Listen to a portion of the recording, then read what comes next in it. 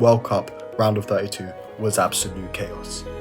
We start with South Africa versus Canada. My boys South Africa, they did well and they held on, but eventually Canada will prove to be too strong and they scored a late winner to make it 1-0 and they advanced to the round of 16. However, Germany versus Paraguay was one of the highest cortisol games I've watched in a long time. Paraguay, they were playing some weird harambe and it was working because they actually managed to score first through Enciso in the 42nd minute. Germany would equalise through a Havertz header in the second half. Tar had a goal disallowed in extra time, which means that it went to penalties, and oh my gosh, this penalty shootout was crazy. Havertz took his penalty first. He stepped up, he took his pen, and it was saved. I didn't believe it when I saw it. It was absolutely crazy. Voltemada had a pen saved, and then Tar decided to step up. He took his penalty, and he decided to blast it right into outer space in a Gabriel-esque fashion, which means that Paraguay beat Germany 4-3 on pens. Absolute scenes. Netherlands, Morocco was also a super stressful game to watch. It was horrific. It was 0-0 at half time, and then Cody Gakpo managed to score in the 72nd minute, and I thought it was going to be wraps for Morocco, but no, they had other plans with an Issa Diop crashing header which sent it to extra time and then penalties. And oh my gosh, this penalty shootout was so bad. So many penalties missed, it was absolutely crazy. Somerville, Quinton Timber, Cliver, so many people missed their penalties, and Hakimi as well from Morocco, he missed his pen as well. You wouldn't believe it when you saw it, but eventually Morocco managed to power through and they won 3-2 on pens. So stressful to watch, I couldn't even tell you, man. Brazil versus Japan was always going to be a good game, and it definitely delivered, I'll tell you that. Japan took the lead pretty early on with a terrific salmon strike drilled low into the left-hand corner. It was absolutely wonderful. Great work from Japan. However, Brazil's history proved to be too strong, and a late Martinelli winner managed to win it for Brazil.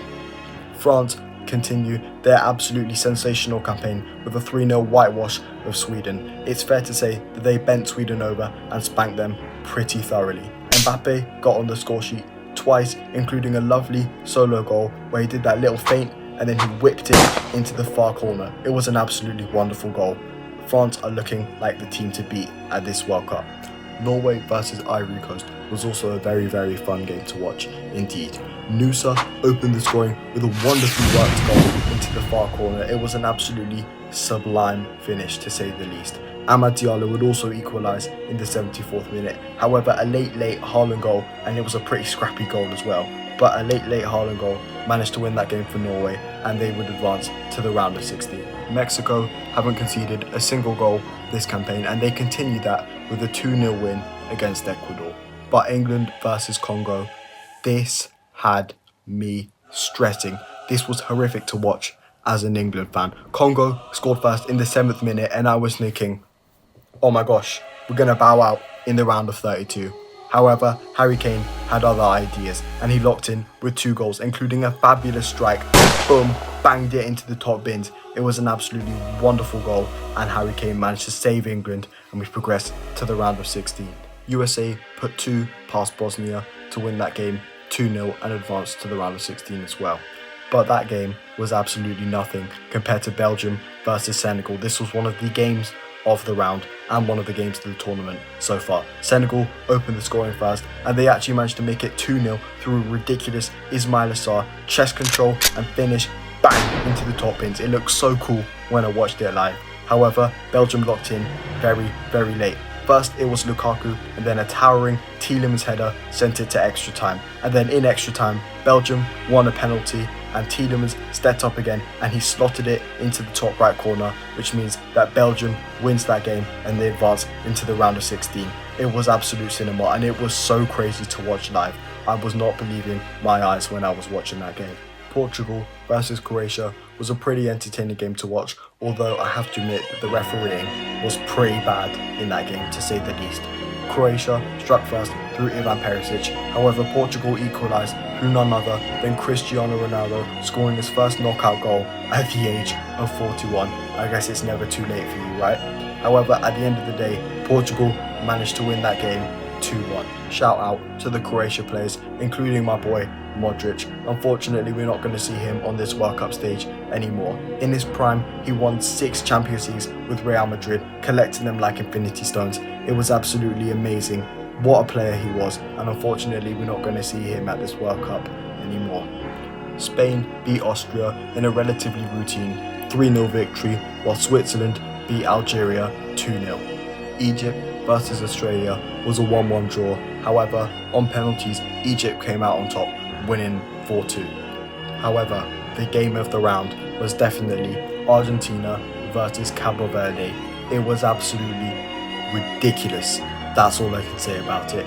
Argentina score first, and then Cabo Verde equalise, and then Argentina score again, and then Cabo Verde score a ridiculous goal through Sidney Lopez Cabral, where he whips it into the top bins. It was unbelievable. No keeper is saving that. However, Argentina ultimately ended up winning that game 3-2. We won't forget you, Cabo Verde. You earned all of our respects. Well done. Vizinha, we'll always remember your ridiculous goalkeeper performances against all of these countries, man. I don't know what you were taking, but we won't forget you, man.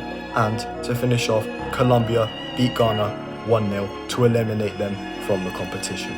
There are only 2 real upsets that happened in this round, and one of them, many of you probably wouldn't even count it as an upset. The big upset here is Paraguay beating Germany on penalties. I don't think anyone would have seen that coming. I thought Germany were going to win that game 2-0, maybe 3-0, but no, Paraguay had other ideas and they held out and they beat Germany. And then the other upset is Netherlands versus Morocco. Morocco, they're a very, very strong side indeed. However, it's just that Netherlands got eliminated pretty early in the competition. I don't think many of us would have guessed Netherlands to be eliminated in the round of 32. Maybe they would have got to the quarterfinals or something, but no, it just wasn't to be for the Netherlands. The best match was, no doubt, Argentina 3, Cabo Verde 2. However, an honourable mention goes to Belgium versus Senegal because Belgium had that ridiculous late comeback to win that match. I think currently both France and Spain are looking very, very strong indeed. Unfortunately, it's not all peaches and cream because there's some legends who have been eliminated in this round.